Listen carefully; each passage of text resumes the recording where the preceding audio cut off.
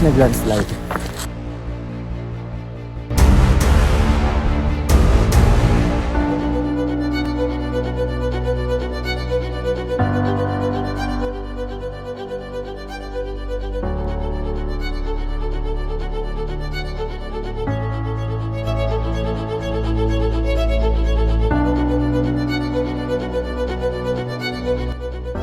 The moment finisher for saan kong bib number natin yan?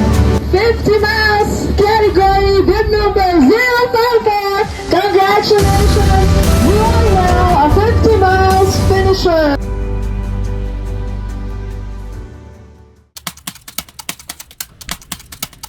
Mic check. Come run with me on an 85-kilometer trail run on the mountains of Cordillera. So it's T-5 days and gaya na hinay na ako i-package ako mga gamit.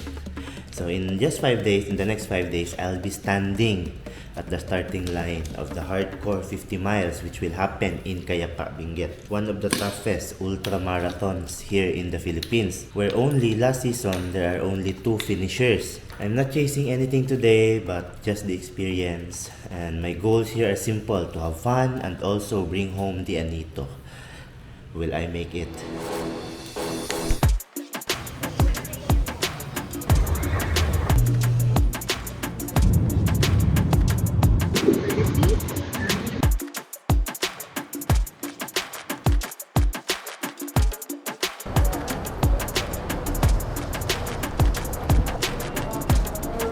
Sir, seat number to the left. 1,009. Saan ako pwede maghintay? The lounge na lang po. Kasi na lang po. Pwede sa dalaw. So I'm currently here in Cubao Bus Terminal. Then today is April 30, 1:30 p.m. By 2:30 p.m. we'll be heading to Baguio. We'll be meeting some of my friends for dinner like Joe Markram. And then after that, tomorrow at 12 noon, we'll be heading to Cayapa. Because tomorrow at 11 p.m. will be the gun start of the 100 milers or the 160 kilometers. So may 2 pa man ang gun start. So we're gonna stay there for 1 night and then see you at Baguio.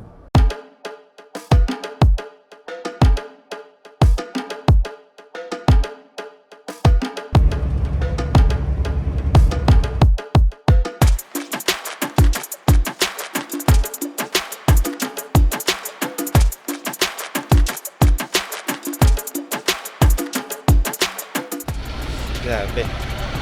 Ngayon lang dumating ng Baguio. Anong oras na? Umalis kami ng Manila, alas 2:15. Anong oras na ngayon? Mag-aalas 9 na. Wala pa kaming dinner. Kasi yung nasakyan kong bus, non-stop. Maghanap muna ako ng makakainan. Tapos, hanap ng matutulugan. Kasi bukas, biyahe na pa Cayapa.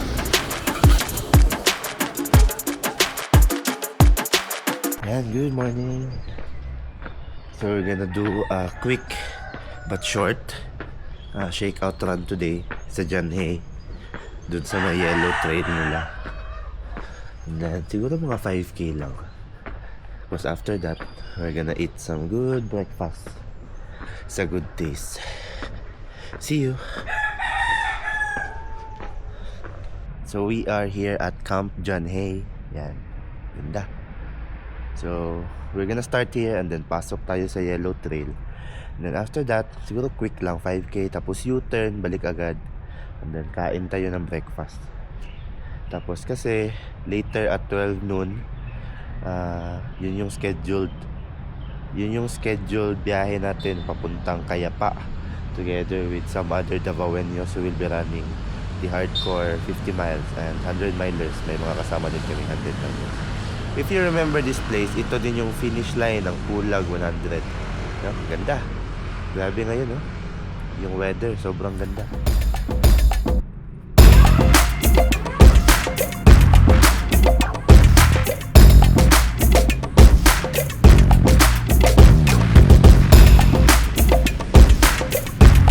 Yellow Trail.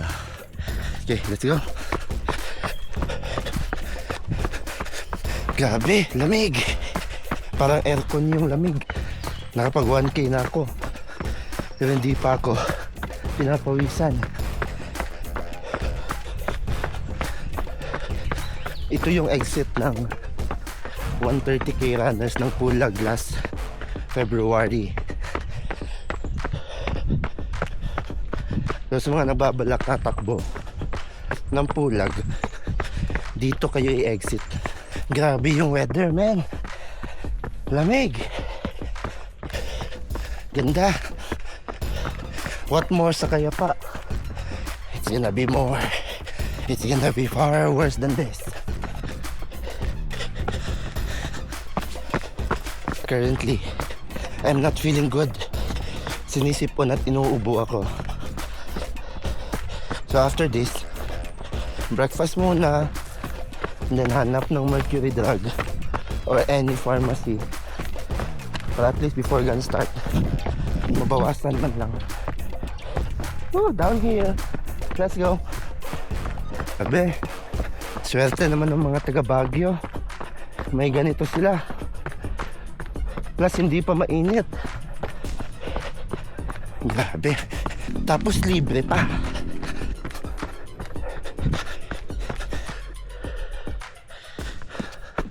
Tumiming pa si sunrise.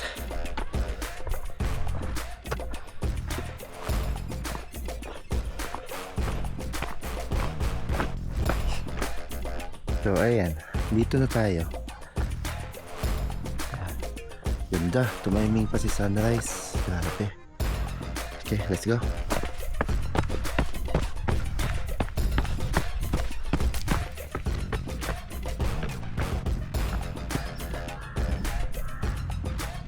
Yan, exit na. 4 kilometers, 1k to go. Sa road na lang yan. Let's go. 5k done. Tapos nakakuha tayo ng 100 elevation. Okay na yun. Pwede bang i-minus yun sa bukas na race? Anyway, let's get some good breakfast. Welcome to Good Days. Ito, Shanghai, lumpia, corned beef, garlic rice at egg. Mura lang. Masarap pa.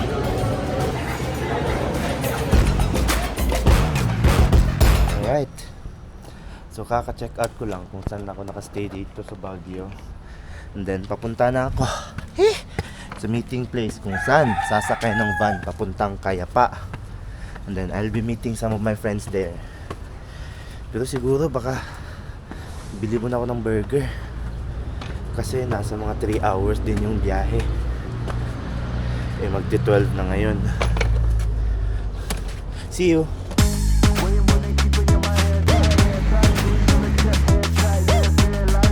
Burger. Tsaka ice mocha. Meron. Sa Paguman. Buntag. Oh. Buntag. Sabay nila kita. May 3 diri ta matulog. Oh, dire ko overnight. Pag magdula, dire na ko mag-spend. Ticket daan. Nga naman. Ay, overnight nga naman. Di ba? Luag man. Mauli. Isa tayo na magmalitan mo. Kisa mo ni.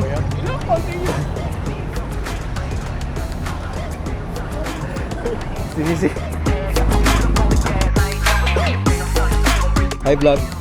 Welcome to my guys.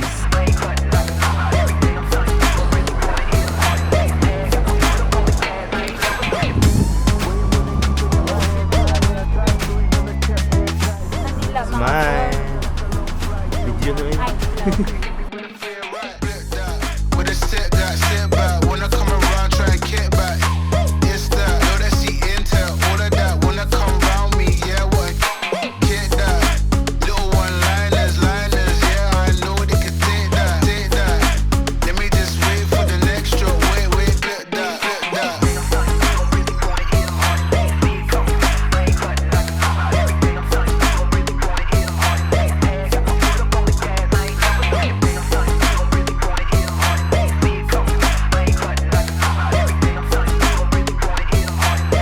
With a set that set back when I come around, try and get back.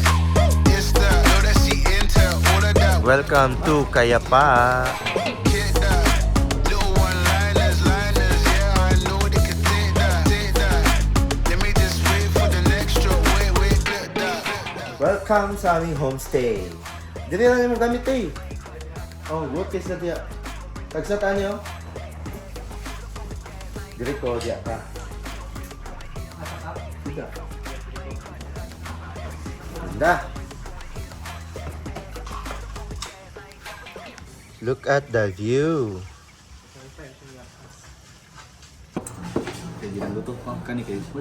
So update, we just had our dinner and then together with the other 100 milers. So here, dito kami sa homestay ngayon.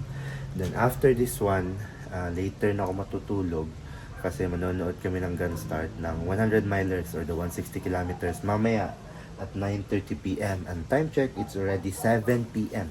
2 hours and 30 minutes more to go before their gun start. And then after that, hopefully we can get a long rest or long sleep. Para bukas, breakfast na lang, prepare ng gamit, and then gun start na namin tomorrow at 2 p.m. No? So hopefully, makatulog ng maayos para makarecover kasi yung biyahe sobrang nakakahilo. No? So from Baguio to Cayapa, it's a 2 hour and 30 minutes drive. Tapos sobrang zigzag niya. So, ang hirap matulog sa biyahe din kasi pag-ewang-gewang ka. Anyway, see you later.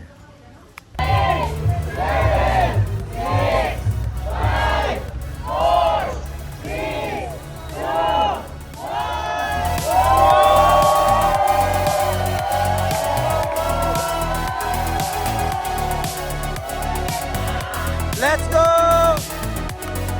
Let's go! Let's go!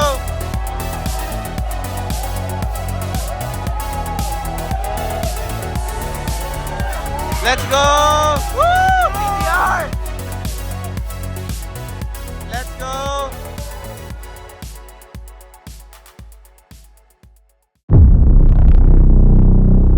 Good morning! It's race day and I don't know what to feel. Kakagising ko lang. Kagabi, nag-gun start na yung 100 milers or 160. Ang hirap matulog. Yung race anxiety, ang hirap tanggalin. Plus malamig pa. Grabe. So let's see what will happen in the next few hours.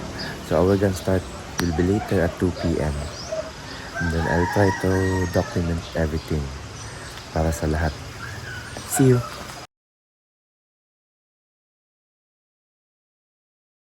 Ngayon ko lang na-realize, hindi pa pala ako nagbibihis.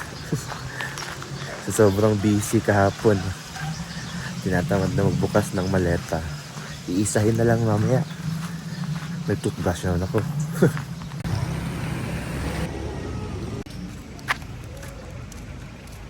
Palitag bugas, tay? Itlog pod? Maski asa lisod man. So we're heading to some of our friends' house. Kasi nagluto ng breakfast. Minsan kasi kapag race day, natatakot kang bumili sa mga karinderya. So it's better safe than sorry. So, ang bag ko, pandesal. Kaon! Maon. Lutuin kong itlog, be.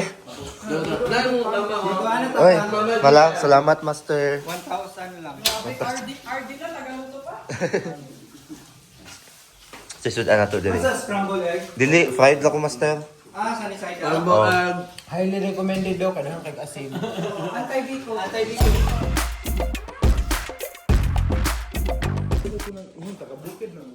Salamat, ha. So I'm back here in the room. So today, I think magandang luto mga gamit. I'm gonna prepare my gears, my nutrition, and then after that, we're gonna take a quick nap and then head to the venue for the starting line. Ciao! So I just finished laying out all of the things that I'll be bringing and also the nutrition that I will be taking. So I'll show you. So first, the Salomon ADV, the whites, the food, sweets, poncho, emergency blanket, the petroleum jelly, the mint, the jacket, the waist pack, the shoes that I'll be using, the socks, collapsible cap, the cameras I'll be bringing, power bank, cash, race bib, the shirt that I'll be using, T8 Sherpa Ultra, Nutrition, Georoctane, Huma Plus with electrolytes, and then Tailwinds, and then Solstix, and then Kugi Hat in case na mainit. Then the Salomon Flask, I'll be using to put water. Ito naman yung gagamitin ko for the tailwind. Ito yung gagamitin ko for the tailwind. Of course, the poles and the sleeves. Also, I'll be bringing some extra clothes in case na mabasa sa ulan. At least may magamit. So, ito yun. Since the 50 miles or the 80 kilometers, walang drop bag. So, you have to bring everything. No? Wala kang mapag-iiwanan ng gamit. So, paano ko pagkasyahin to lahat? I'll figure it out. Ciao! Hi! So, it's currently 12:30. 2 hours to gun start. Grabe yung kapa ko, man. So, sa venue, may kanin tsaka tinola. Doon na lang muna ako kakain ng lunch. I have to change shirt kasi yung pink na Kogi, yun na lang yung ipang finish ko if magpapalit ako ng damit. Depende. So gear check from head to foot. See you at the starting line. No, better. You glow athlete. Sponsored na, Tay. Sponsored na, sponsored. Sponsored by Round Talio. Asa na kaya to siya? Davao represent. Video mo good. Let's go! Hey guys, 50 milers.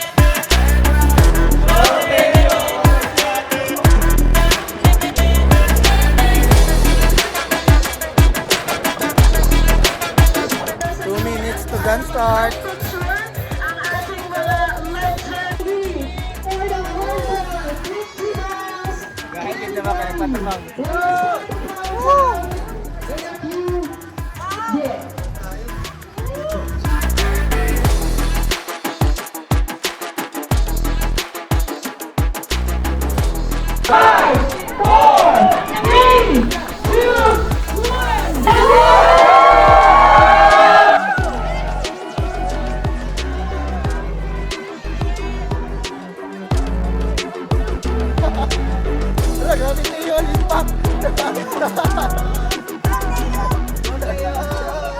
Currently at kilometer 2, slowly ascending.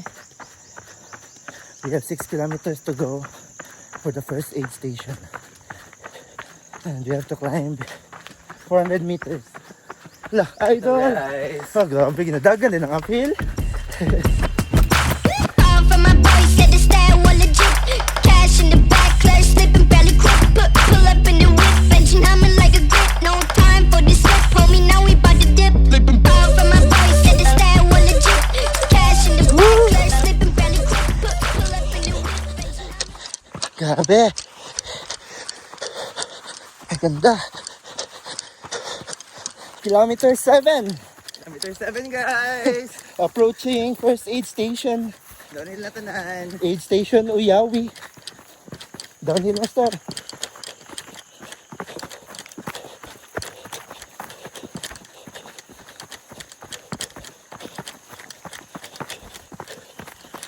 Ang ganda mo! Woo!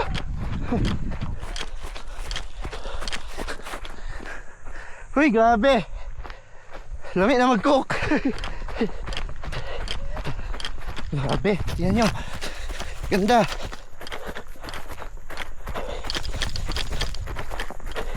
Uy, grabe. Woohoo! Woo! Dagan mga Bisaya! Dagan! Unya, gabi ano, di ata malingaw.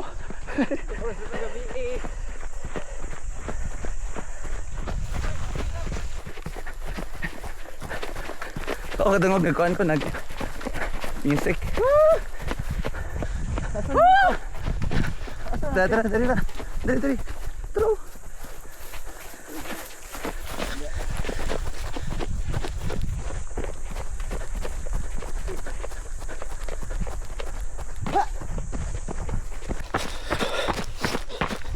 $100 meters to first aid station. Unta, accurate. Aid Station 1. Uyawi. Hello.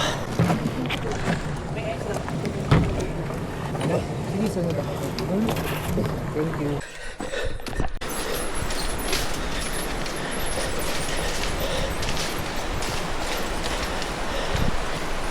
Pang ina, nakakatakot. Another bridge.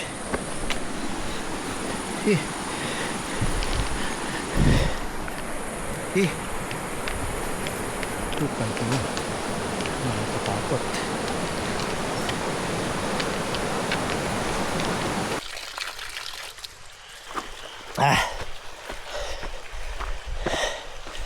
Grabe. Nawala yung lakas ng right leg ko. Masyado pang maaga. Anyway, wala tayong magagawa. Kailangan ilaban.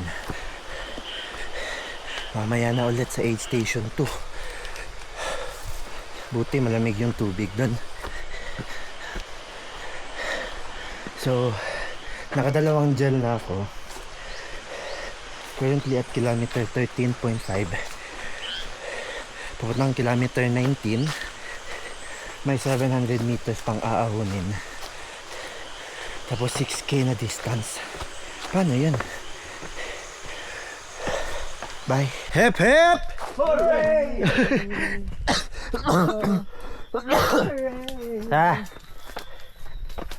3 kilometers to go to Bundao Aid Station. Kauban, kasama ko ang mga elite ng Davao. Hala.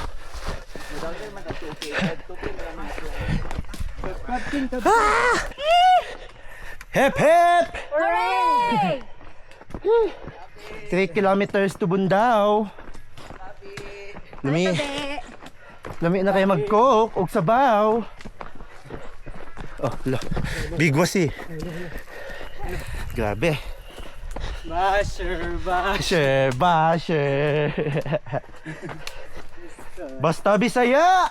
Saya, basher. Utak ina.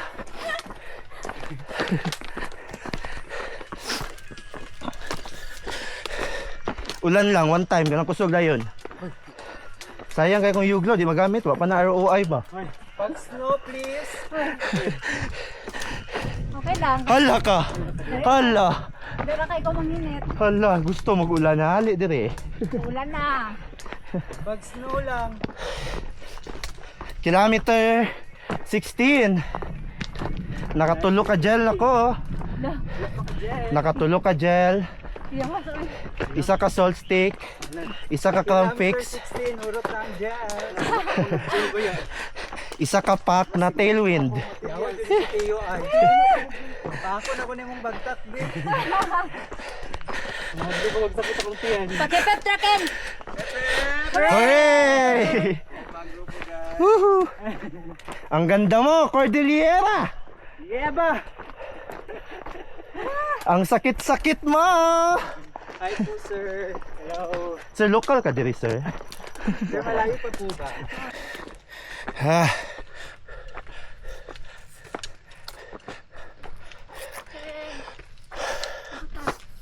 To Sitiowagan to Mount Ugo. 50 miles this way. Ganda.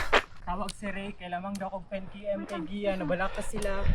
Lamang Nilag nawala ako. Nanawag si Ray? Ha? Nawag si Ray. Dali. Okay. Nay, tabaktas lang. Approaching aid station 2. The Bundao aid station. Nagka-cramps na yung dalawang legs ko. So dito namin mamimit yung junction kung saan yung mga 100 milers nandito din.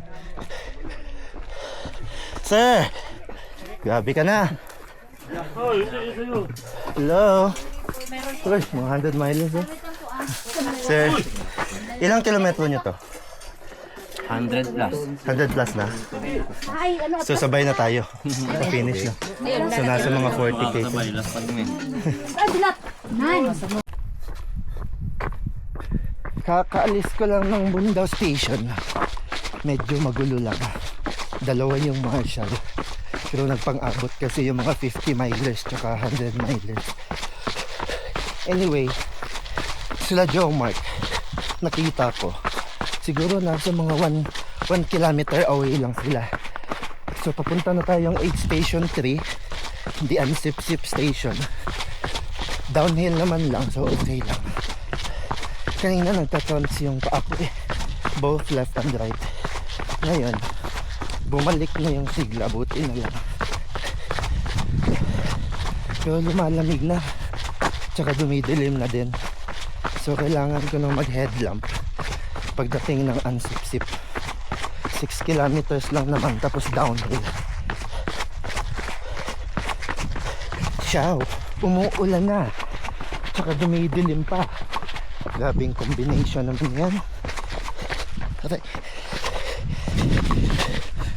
Mali ka lang isa, sa pangpang ka na kukunin. Buti na lang runnable yung downhill, pero careful pa rin. Kasi kapag madulas ka, babay ka.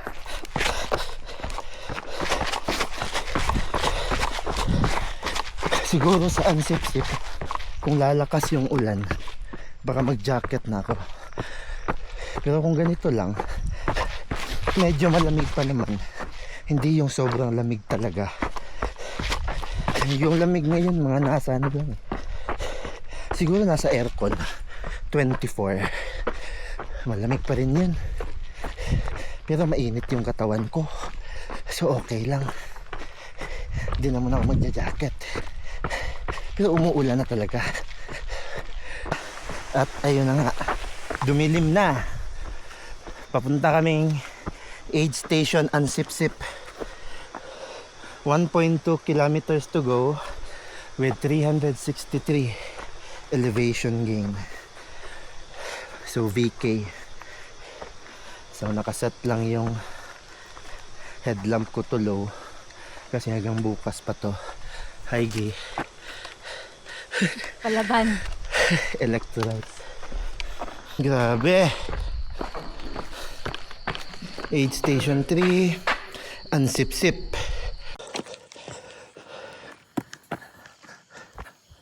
Galing kaming Ansip-Sip. After ng Ansip-Sip station, may downhill. Tapos after ng downhill, papunta ng Mount Ugo. Yung Mount Ugo yung highest peak namin. So si Mount Ugo, it's a 2.5 kilometers. Pero yung gain niya, almost 600. Ang kunat. So papunta na akong Mount Ugo ngayon. So I'm currently, may naiwan na akong 1.55 with 258 of EG papunta sa water station bago mag Mount Ugo. So mag-aalas 9 na ng gabi. After na Mount Ugo, bababa kami pa Dumulpos, in which nandun yung first cut off namin. I'm pretty sure pasok naman. Sana. See you, ciao. Grabe. Kanina pa nagka-cramps yung dalawang paa ko dito sa may tuhod. Nakaka-4 na salt stick na ako. 4 na Roctane. 1 Huma Plus. Tapos, di ko alam bakit di pa rin ito nawawala. Saan ba ito? And then, sa Ansip-Sip kumain ako ng baboy. Sabaw na baboy. Masarap naman. Tapos nag-coke tsaka nag-watermelon. Sa Dumulpos, sana may masarap na pagkain din. Kunat. Grabe ang kunat. From Aid Station 3, Ansip-Sip to Bakuyan. It's a 3.5 kilometer journey. Pero yung elevation is 600. Kaya lang, yung 1,000 dyan, yung 1,000 distance, yung first 1,000 distance from Ansip-Sip to Bakuyan is downhill. So yung 2.5 kilometers with 600 e-gain, yun yung aakyatin mo. And then, from Bacoyan to Mount Ugo, 900 meters. Pero yung elevation niya, 390. Magti 30 minutes na kung umaakyat dito sa Mount Ugo. 5 meters na lang. With 15 elevation, di pa ako nakarating. Ang kunat, grabe. Miraculously. Hindi naman ako laspag. Makunat lang talaga siya. Sobrang VK niya. Imagine. 900 meters. Pero yung e-gain niya is almost 400. Para magka-idea naman kayo, yung mga lalaro ng H1 next year. Or 50 miles. So, galing na ako Mount Ugo. Ang brutal din ng downhill, grabe. Papunta na akong Dumulpos. 700 meters for our first cut-off time. 12 hours naman yung cut-off time. Mag-8 hours pa. May buffer pa akong 4 na oras. Supposed to be kasi, dadaan kami ng Mount Mariquit. Kaya lang, nireroute. Kasi, nag-landslide. That's why diretso kami Dumulpos. Pero yung total cut-off time namin, from 24 hours, naging 23. Masakit pa rin. Pero okay na. Pasok ako sa cut-off. Ang iisipin ko na lang, paano ako mag-finish? Let's go. So, aid station Dumulpos. Back trail. Papuntang Mount Tuguew. Kaya lang, medyo nagpa-fog na. Sana kayanin ng headlamp. Ayoko na mag-jacket. Kaya pa naman. Si Joe Mark, naka-back trail na. Pa-finish na. Si Tito, naka-back trail na din. Si Gia, nandun sa Dumulpos. Mabilis naman yun. Habulin niya lang ako. Bye! So Dumulpos, kumain ako ng tinola tsaka rice, coke, bread with peanut butter, tsaka watermelon. Yun yung mga kinain ko. Next aid station natin is Anubang, 12 kilometers bago mag Mount Tuguew. Sige na. Ciao! Okay, 40k. Halfway to go. Currently descending Mount Tuguew. Nakapasok na sa cut-off.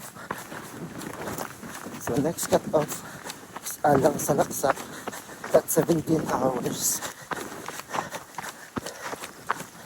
Pero pababa na tayo ng Mount Tuguew. So I believe after ng Mount Tuguew, Alang Salaksak na. 9 hours pa kaming tumatakbo. So medyo maluwag yung allowance natin ngayon. Kilometer 45. Currently ascending Alang Salaksak. Muragloay. 2.8 kilometers pero ang elevation is 700. Sakit. Pero before kami dito, grabe yung downhill. Nagbust na yung dalawa kong quads. Kahit anong electrolytes di talaga kaya. Malayo pa pala yung Alang Salaksak. 5k pa na downhill. Pero dito na tayo. Welcome to Mount Tuguew. Tapos pinabagyo na kami. Ang lamig. Grabe. Mount Tuguew. Babae na ako. Nakapagod na. Hello Mount Tuguew. 1.4 lang yun. Parang 3k yun. Kunat. So papunta na akong Alang Salaksak. Mga 1.4 kilometers to go. Nasa 53 kilometers na ako. Ito na yung time kung kini-question mo na sarili mo bakit ka nag-register nito. Pero iniisip ko na lang, dito na ako. Tsaka isa pa, mataas naman yung buffer time ko. Sana nga. Tapos mag-isa pa ako. Nasa forest pa. Buti, hindi lobat yung shoes ko. Tsaka, mag-alas 3 lang ang umaga. 2 oras na lang, may araw na. Pakibilisan. Na makatakbo ng maayos. Anyway, see you sa Alang sa Laksak. Ngayon ko lang na-realize, 20 kilometers bago kami nagka-aid station. Pero, meron naman 2 water station in between. So, mas better talaga magbaon ka. Huwag yung wala kang dalang pagkain. Pero yung akin, di ko pa nakakain. Busog pa ako. Saan na yan? Aid station Alang sa Laksak. Alang sa Laksak. Aakyat kami ng Amilong Labeng. Tapos Besong. Pag makapasok ako dito sa Besong, sure pasok na yan. Okay, let's go. After 20 kilometers, makakakain na rin ng maayos. Okay, salamat. Aid station Alang sa Laksak. Ano to kaya, baboy? Tinola. Manok? Opo. Tinola everyday. Saging, watermelon, itlog. Good morning. Ala, walay good sa morning. Kamusta ang Amilong Labeng? Wala din ako sa...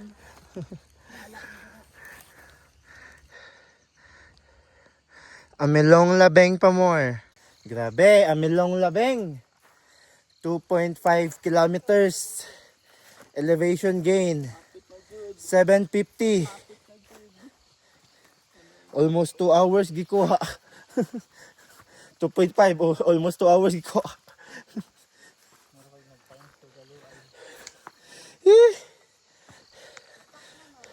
After Amilong Labeng, Besong na, Besong.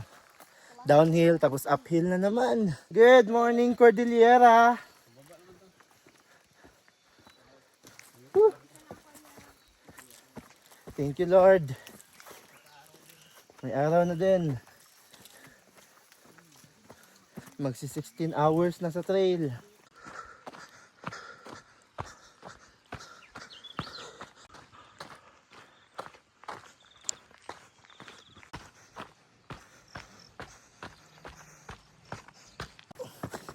Kilometer 62.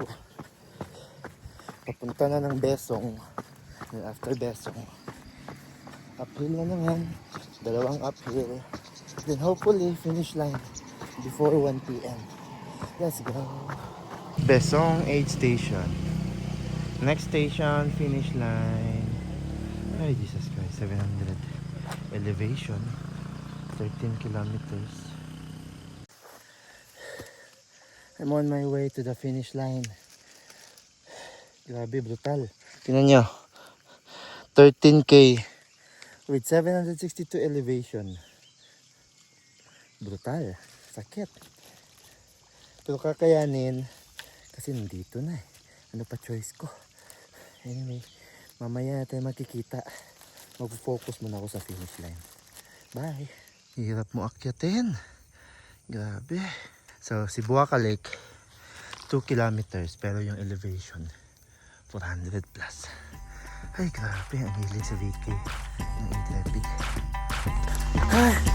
500 meters to finish line. Finally!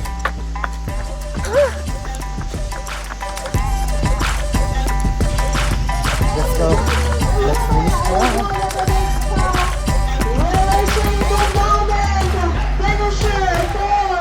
Sabi ko yung number natin. 50 miles from home.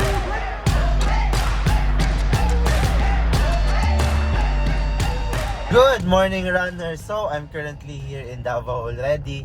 So, after that finish line video, di na ako napag-vlog kasi after that, nag-impake na ako kasi on that same day, umuwi agad kami papuntang Baguio kasi nakipag-agawan pa kami ng bus papuntang Manila. Pero anyway, hindi kami nakasakay ng bus nagrenta kami ng van, no? So the overall experience was okay. If you would ask me, if the overall experience was okay, the 8 stations are well manned and well packed with food. They have tinola, rice, they have sweets. They also have KP bars on some major 8 station. At the same time, meron din silang mga Atlas Endurance sa mga 8 stations, no? Para siyempre yung mga runners na walang dalang electrolytes, at least yun yung gagamitin nila. Sa markings, walang problema sa markings. Kahit hindi ka magdala ng relo, hindi ka maliligaw kasi the markings are well placed, no? May nakita nga akong isang runner, nag-post siya sa Facebook page. Hindi siya gumamit ng watch during the entire 100 miles. Yes, 160 km runner siya. Hindi siya gumamit ng watch kasi parang gusto niya daw i-challenge sarili niya. Naka-finish siya, so it means that the markings are well placed, no? Hindi siya masyadong malayo. Minsan nga kapag nagfa-fog, masyadong malapit. Hindi mo na alam kung saan na yung susundan kasi sobrang lapit nila, no? Let's say nasa mga 10 or 20 meters ganun sila kalapit. Especially sa mga crucial places, sa Mossy Forest, sa mga downhills na nagfa-fog, kaya hindi kami masyado makatakbo sa downhill kasi nga sa sobrang fogs. So yung binabantayan na lang namin or yung sinusundan na lang namin is yung markings na binigay ng Intrepid Spirits. So anyway, the overall experience was okay. Am I coming back? Maybe, I don't know. Am I running the 50 miles again? No. Am I running the 100 miles? You'll never know. See you on the next vlog, guys. Bye!